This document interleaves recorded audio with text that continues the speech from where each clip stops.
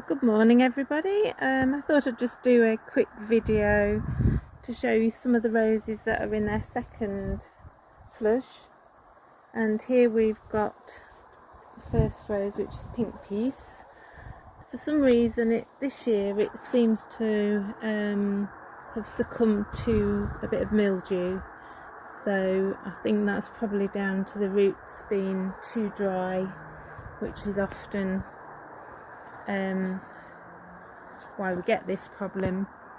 Now these flowers are beautiful.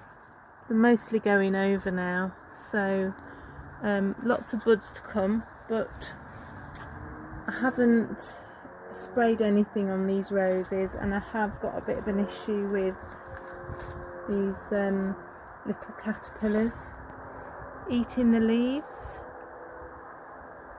It's a really difficult decision to sort of decide not to spray at all, because I find that if I don't spray at all, basically everything attacks my roses, which I've been putting up with over the last few years. But this year, I think because the roses are very stressed anyway due to the drought conditions, I think it's just making it all a lot worse than it would normally be. So you can see all the buds are all disfigured, and this is down to not just the caterpillars eating the leaves and weakening the bush, but I think also the wasps seem to quite like eating the buds. So again, that's adding to the problem. So that one's Pink Peace. Probably needs a good water, and it probably needs me to take this little silver birch tree out that's planted itself next to it. Probably isn't helping. So then moving along, we've got the beautiful Eustasia Vi. I can't fault this rose at all. In fact, to be honest, I'm going to be getting some more of these, because I would quite happily fill my garden with Eustasia Vi. She's so floriferous and so healthy, and I can't really blame her for the disfigured buds, which we've got a few of on this shrub, because it's not her fault. It's just down to the bugs that are eating the leaves and weakening the shrub. So she's actually put out quite a long cane with loads of buds on the top. So there's still quite a lot of flowers to come. What they'll actually look like when they get here is another thing. Okay, so that's David Austin's Eustasia Vi. She's got an amazing fragrance, and I think, to be fair, I think she might actually be taking the top spot and become my favourite rose, which up until now has always been Gentle Hermione. So she might have to slip down into second place. So moving on, another favourite of mine going into second flush is the beautiful, really dependable Port Sunlight. And she's got lovely apricot blooms. She has quite large clusters on the end of each of her long arching stems, and they really are absolutely beautiful. They're great for a vase, and also this rose has hardly got any thorns at all. You just get an odd thorn, but in the main she's pretty thorn free. There are lots of buds coming on this lady, and as soon as her flowers go over, of course I'll deadhead. I mean, in the camera they look quite sort of golden colour, whereas in truth she's actually a proper apricot, paling to a creamy colour on the outside. She's quite a tall shrub. She's shorter than in previous years because I did prune her back quite hard in the springtime. But last year she got to be well over 5, probably 6 foot tall. I've had her in the ground though for probably a good 10 years, so she's what I would consider well established. She hasn't got very much of a fragrance, but you can't have everything, can you, really? So that's Port Sunlight by David Austin Roses. And here just next door we've got a Lichfield Angel. She's just budding up nicely, getting ready for her second flush. Again, a very reliable rose with hardly any thorns on her canes. You can see if I show you the cane here, there's just nothing. Or might be an odd one thorn, but that's all. So I'm just looking forward to getting lots of new blooms soon. So transplanted in this year when I moved all of the roses, and this one's Gentle Hermione. She's growing quite well really, considering she was only put in here in the springtime. She's just got a single bloom, which is so pretty. She smells really lovely with a myrrh fragrance. But there are buds, so there's more flowers to come on this lady. And I'm sure she'll put on a lot of growth next year, because this rose normally gets to be about 5 foot tall. Now another newly transplanted rose again this year. I don't actually know what this rose is called. She's got very glossy leaves and she's got a lovely old rose fragrance. She's really beautiful. The sun's glistening. For some reason the sun just seems to really glisten off of this shade of dark pinky red. Well, she is almost red really. She's quite short at the moment because she was transplanted this year. So this is her first year in this situation, but look at those flowers. They're just perfect. Beautiful. I really love them. So a lot of the roses have just got a few single flowers. This is Olivia Rose Austin, coming up for her second flush, and again she's been eaten by these, the leaves have been eaten by these caterpillars. And I think, to be honest, unless you spray with them, I've given the birds lots of opportunity to come and eat these bugs, but I think there's just so much in the garden for them that they don't seem to be bothering. So anyway, that's Olivia Rose Austin. I'll just show you briefly around the garden. Over here is Old Port, like a really purple. Try and get her in the shade so she doesn't get the sun glinting from her petals. She's lovely. I need to deadhead that one. She doesn't seem to be growing very quickly, but I think that's probably not helped by the fact that she's in quite a dry spot.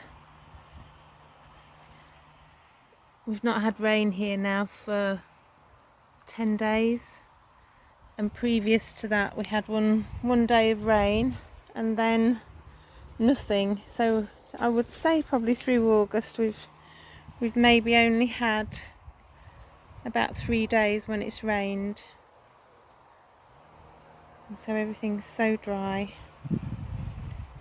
This is Pink Perfection, and she's just so healthy. She has got a little bit of black spot at the bottom, but apart from that, her leaves, because her leaves are so thick, it helps to stop them getting diseased. She just tends to have just one really big bud on the end of each stem, and then she has a really, really big flower.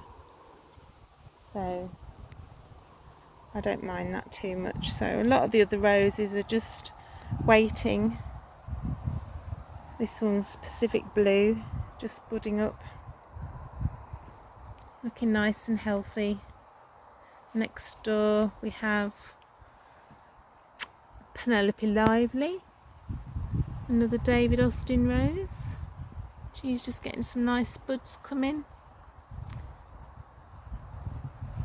And then this way on, we've got one that just needs deadheading. So this lady, who I really love, is called Mary Berry. And when I went to buy this rose, I took about 15 minutes going backwards and forwards, deciding whether or not to buy her. And then eventually I just thought the fragrance was just so good. So if you're looking for like a lemony colour, I think she's a hybrid tea. She can be quite thorny, but it's not the end of the world with this rose, because she hasn't got lots and lots of straggly arms sticking out. She's just basically strong stems. She tends to just have one bloom on the end of each stem, which is typical hybrid tea. But yeah, she's a beauty. She really is a beautiful rose. Look, perfect. Great for the vase as well. Highly recommended. Oh, I have to show you this rose again. You probably remember it from one of my other videos where I told you that I'd grafted Isfahan, which is this one, purple rose. I'd grafted both that one and this one, which is pink peace, and I'd grafted them onto an existing rose, which was Generous Gardener, because I didn't really want the Generous Gardener there. But what's happened is because the roses that I've grafted quite high, the original rose, David Austin's Generous Gardener, has actually sent some suckers up. So you can see those, and some breakouts from the base as well, near the base. And so this strong cane here is actually the Generous Gardener, and there's the buds. So the reason I decided I didn't really want her was because I found that at the time I was wanting roses for cutting, and because she just seemed to lose all of her petals so quickly, I decided that she wasn't really fit for purpose, and there just seemed to be petals all over the place and never any roses, always just lots of deadheading to do. But I've changed my mind now, and I'm going to give her the chance, because at the end of the day this archway needs something. It just needs something to climb up it. So I'm going to give her a chance to bloom, and I'll reevaluate again what I think about her. I know she has got an amazing fragrance, really amazing, so she could be staying here. So out in the old cutting garden I've got Chandos Beauty, and she is a beautiful rose. She gets really, really large flowers. The light's a bit of a pain, to be honest. It's sunny, but sometimes that can be a bit of a disadvantage. So she's sort of like, I would say, a pale pinky peachy blush colour, and she's a hybrid tea, so she does tend to just get one strong stem with a single flower on the top. Again, an amazing fragrance. She's got a few buds, but again, there's only so many times you can walk backwards and forwards with a watering can and so some of the roses do tend to get neglected, and I'm afraid when they're in the cutting garden they're not really priority.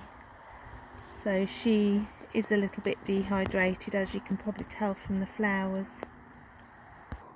So I'm making loads of compost this year.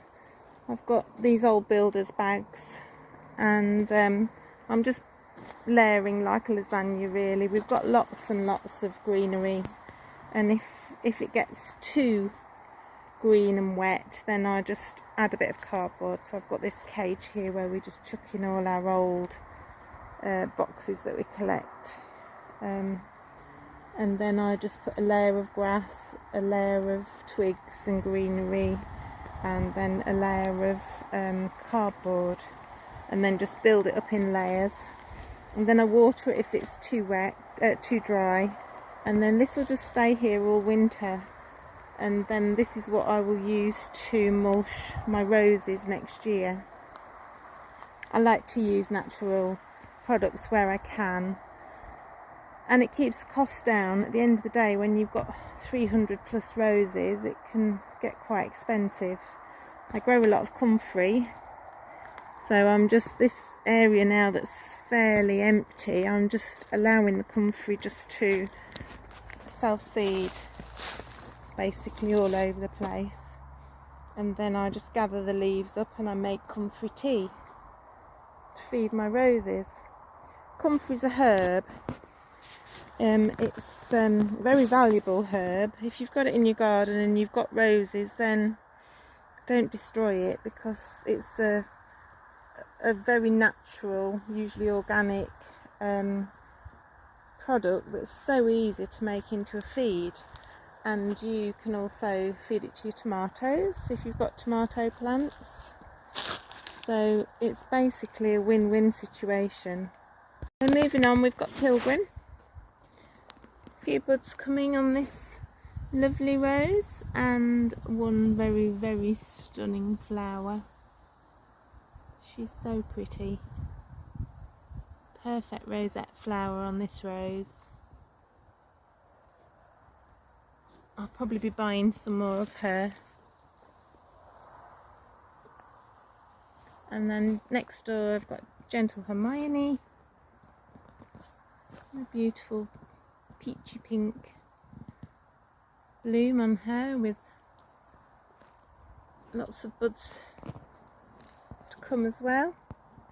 Behind that one, a little neglected and probably needing a drink, I've got Lichfield Angel. She's succumbed a little bit to black spot as well, and she's starting to nod, but that's probably just because she's short of water really. This year's been awful for rainfall. I know sometimes we complain when we get too much, but sometimes it can be just as bad when you don't get enough. She's got a lovely shaped bloom. Not a lot of fragrance, but very good for cutting. So that's Lichfield Angel, and she's a David Austin rose. A Rhapsody in blue. She's got an odd bud, but I think she's probably done flowering for a while. I don't know whether I'll get another flush from her this year. She's had plenty of water. I've been watering this one, but I don't think it's all about the water. It's been quite cool as well this last week, which is quite unusual really for August. So she's not really even budded up yet again. So moving round to the courtyard garden, we've got Phyllis Bide. She's newly planted this year, new to me, and she's starting to climb up the archway. She's actually just a rambling rose, and she's an old rose. She was introduced over a century ago. But yeah, she's not really got any fragrance, but I once heard her described as fluffy. And I think that's a brilliant way to describe her, because she does look very fluffy. And now coming over, we've got Silver Anniversary, which it's got about 5 strong canes coming out. We've got some buds on this one. But over here we've got a really nice cluster of flowers. I've been very tempted to pick this and put it in a vase on the kitchen worktop, but I've resisted. I might, after I've done this video, I might actually pick this one, because I haven't had any flowers much in the house this year at all really, which is unusual. I normally have a vase of flowers all the time in the house. Don't know if this has got much of a scent. It's got quite a light, strange to describe really, almost sort of a peachy scent, but very nice. I'm quite liking this rose. I only put her in the ground last year and she's already a good 3 foot high, very healthy,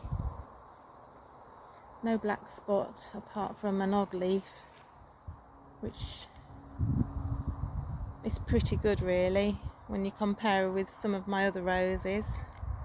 Quite a few of them have succumbed, I'm afraid, to black spot this year,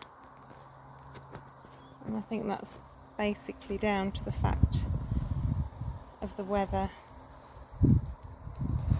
Very pretty blooms.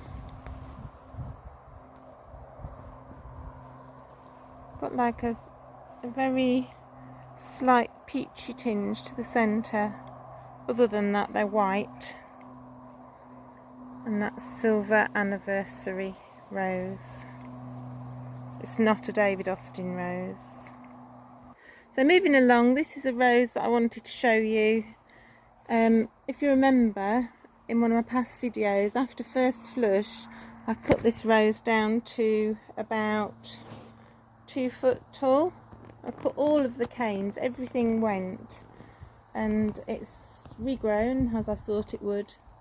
And this is David Austin's Tranquility. I nearly forgot the name then. She's beautiful. She's got fabulous rosette flowers. She's very reliable, good in a vase.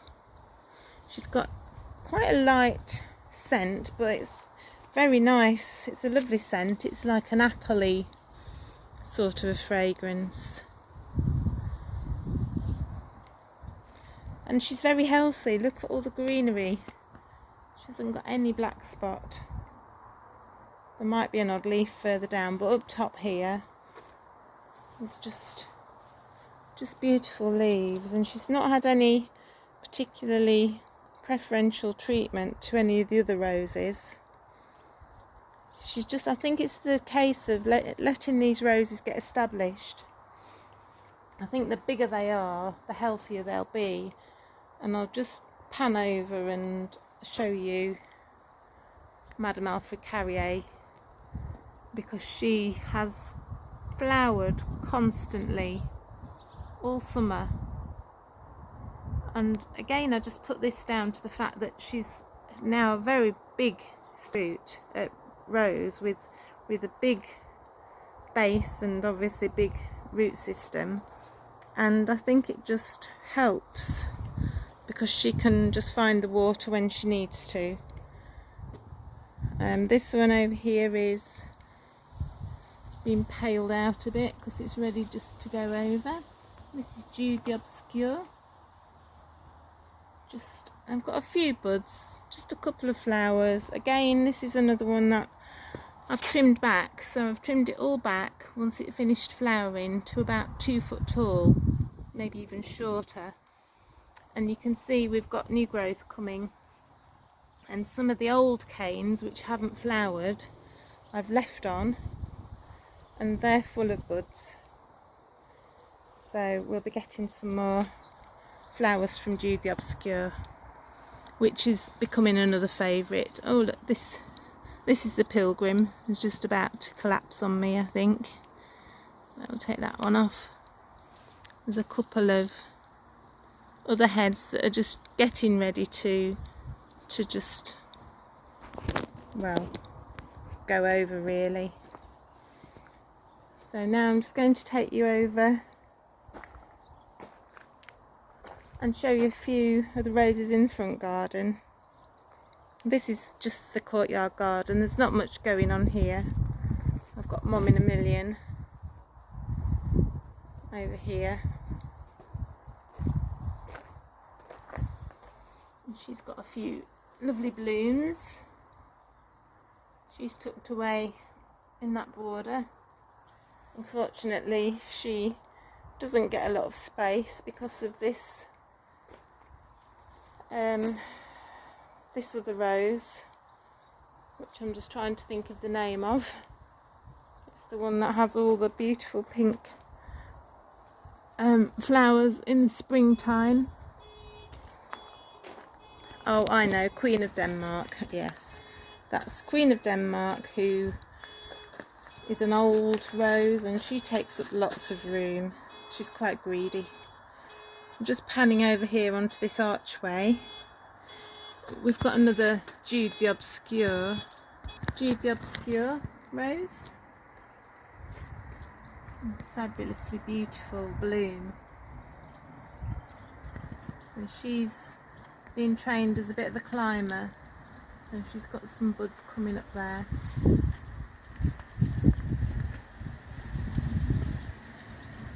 Beautiful blue sky, look. Incidentally, if you stay to the end of the video, I've got a little treat for you all. So don't forget, sometimes I say goodbye and then I'll just add a little snippet at the end. So let's go into the front garden. So coming through, on this side I've got a couple of Lichfield angels. I've actually been deadheading this morning, so they are quite sparse flower wise at the moment. But this is what I wanted to show you on this side. This is Lady Emma Hamilton. Isn't she beautiful? She fades down to a really pretty sort of peachy, pinky, cabbage-like form. So we've got lots of different colours all on one shrub. So when the flowers open, they're quite a vibrant sort of a orange colour, and then they pale into a lovely apricot. And then when they get older and are ready to drop, they take on this like a creamy colour with pink on the outer petals. So Lady Emma Hamilton is a David Austin rose. This one's been in, I'm just deadheading while I talk to you. This one's been in for quite a few years now. She's got well established canes. She does succumb to black spot, unfortunately. That is one of her problems. So she needs feeding well and watering well. And I have to say I have been looking after her because I really love this rose. She got chopped down last year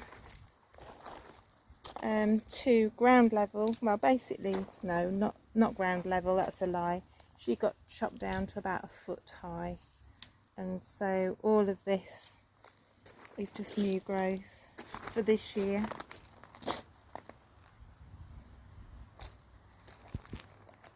And she's not looking too bad health-wise. I'm quite happy with her at the moment. As I say, she's got a lovely fragrance, very fruity, lots of flowers, and she does tend to keep blooming. She doesn't really bloom in flushes. As long as you cut back the canes when they have finished blooming, she will be an almost continuous bloomer, which is great. So that's David Austin's Lady Emma Hamilton. Okay, so round to the other side of the front garden.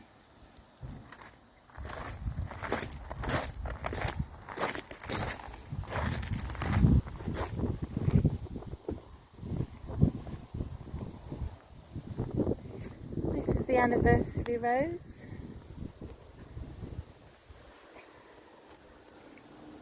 Always very reliable again. Amazing fragrance, which is, as you know, what I go for with my roses. And always in flower. I've got another one at the end. This is Tranquility. She's been eaten again by the bugs. You can see the mess on the leaves. And then we have another rose. I'm not quite sure of the name of this one. I can't quite decide what it is. I've got various labels that didn't get accounted for when I put the roses in the early days. Oops, sorry about that. And she's not very fragrant, but she's a beautiful, beautiful rose, and the buds are really big and fat. Very pretty.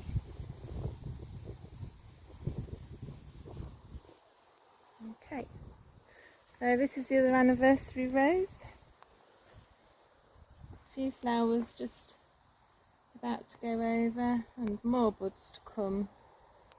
She has been deadheaded. And then we've got a couple of Gertrude Jekyll's. I've seen the wasps eating these buds. Ooh, windy. There's Gertrude. She needs tying up. So this is the actual bit that I saw the wasps eating. So as you can see, where they've eaten, the rose is just so deformed now.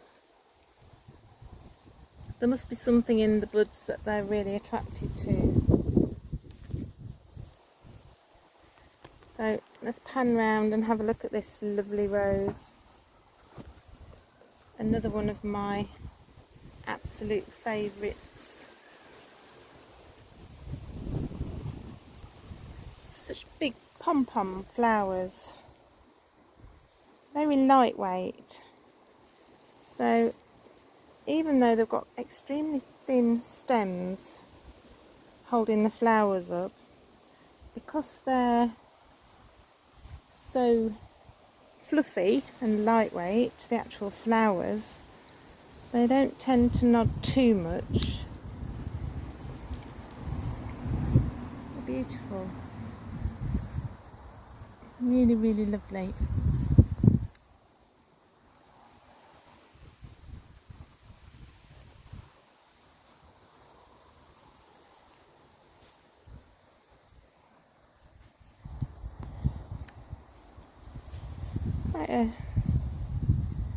Quite a sort of, I don't know, it's not a flat flower, it's quite a, like I say, a fluffy, really fluffy flower, and it's got a really, really nice fragrance to it as well. And this is a David Austin rose. Look at that bloom. Beautiful. It's like a goblet with a circle around the inner petals. This is William Shakespeare.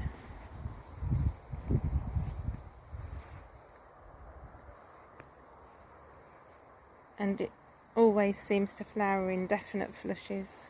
And this is the second flush.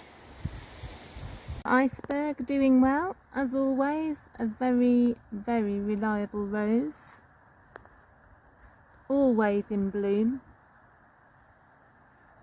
If you do see them when they're open, before they get pollinated, they've got a lovely little lemon yellow eye, which is really pretty. Okay, so I think I've basically shown you most of the flowers now. So we'll go and see what the surprise is. Now, to see the surprise, we're going to have to venture into the woods. So come along with me.